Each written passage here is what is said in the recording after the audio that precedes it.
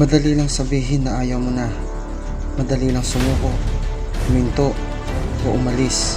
Kung ang mga bagay ay parang hindi mo na kaya, madali lang bumitaw sa mga pangarap mo dahil akala mo wala nang patutunguhan. Pero bago ka sumuko at huminto, pag-isipan mo at alalahanin mo kung bakit ka nag-umpisa. Hanggang dyan ka na lang ba? Dahil mula sa langit, tandaan mong nakatingin sa iyo ang Diyos. Inaasahan niya na matatapos mo ang takbuhin mo lahat ng mga plano niya para sa iyo. Siya ang tumawag sa iyo bilang isang sundalo. Hindi man tayo pagandahan ng umpisa, kundi pagandahan ng katapusan. Hindi ito madali para sa iyo, pero tandaan mo na posible. Nakadisenyo ka upang magtiis, maghirap at magtagumpay. Isang hakbang pa.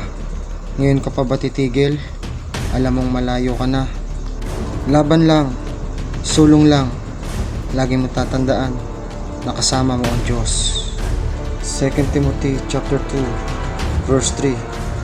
Thou therefore endure hardness as a good soldier of Jesus Christ.